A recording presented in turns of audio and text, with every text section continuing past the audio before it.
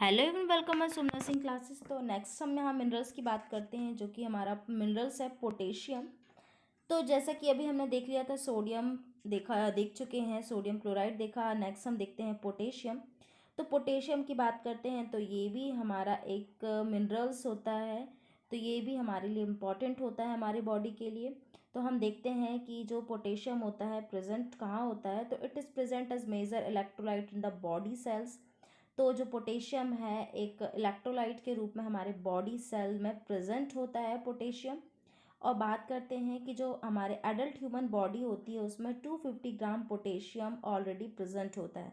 जिस तरह से हमने कैल्शियम देखा और फास्फोरस देखा कि हमारे बॉडी में बोन एंड टीथ में देखने को मिलता है, तो यहाँ हमने पोटेशियम को देखा कि जो ह्यूमन बॉडी की जो सेल्स होती है उसमें हमें 250 ग्राम देखने को मिलता है पोटेशियम। और यहाँ पर देखते तो major portion is present in the cell.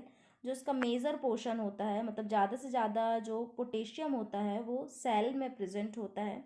इसके अलावा जो कुछ अमाउंट होता है, ट्रेस अमाउंट जो होगा वो प्लाज्मा में हमें देखने को मिलेगा, मतलब प्लाज्मा के कंटेंट में देखने को मिलेगा।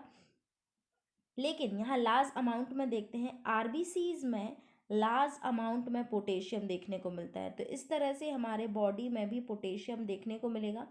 तो नेक्स्ट हम देखते हैं, तो हमने बात कर ली कि सेल में प्रेजेंट होगा और प्लाज्मा में ट्रेस में कम अमाउंट में देखने को मिलेगा, और ज़्यादा हाईली अमाउंट में हमें आरबीसीज में देखने को मिलता है पोटेशियम।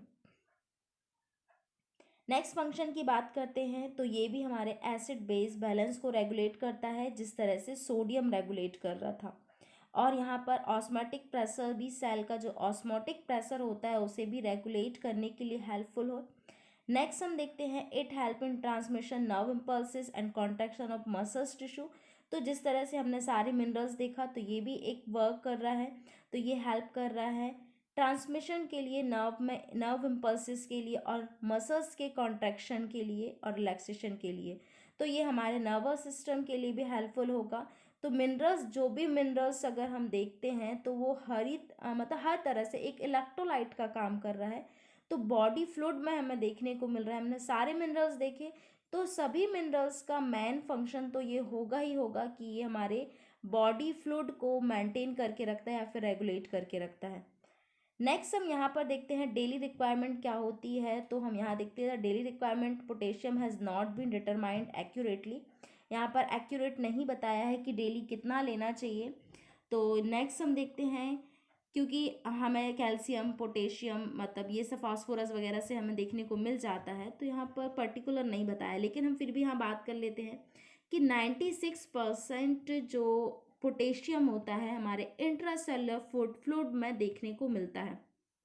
तो इस तरह से जो मेजर कंटेंट होता है, तो जो भी होगा हमें इंट्रासेलुलर फ्लूइड में देखने को मिलेगा, मतलब सेल्स की इंट्रासेलुलर फ्लूइड में देखने को मिलेगा।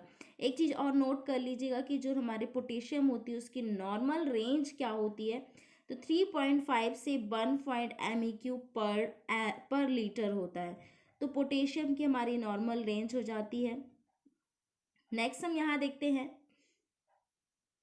सोर्सेज की बात करते हैं। तो सोर्सेज क्या क्या रहने वाला है, तो इस तरह से हम देखते हैं all cereals, grain and green leafy vegetables. तो इनमें हमें 300 से 600 mg पोटेशियम देखने को मिलता है।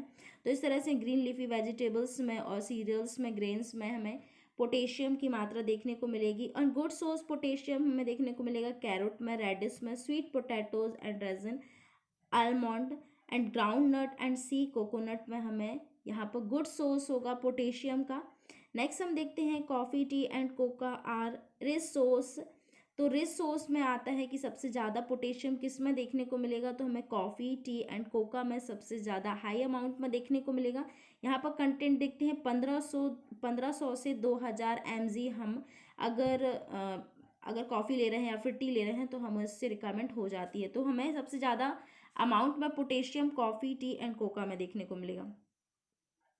तो ये हमारे कुछ सोर्सेज थे।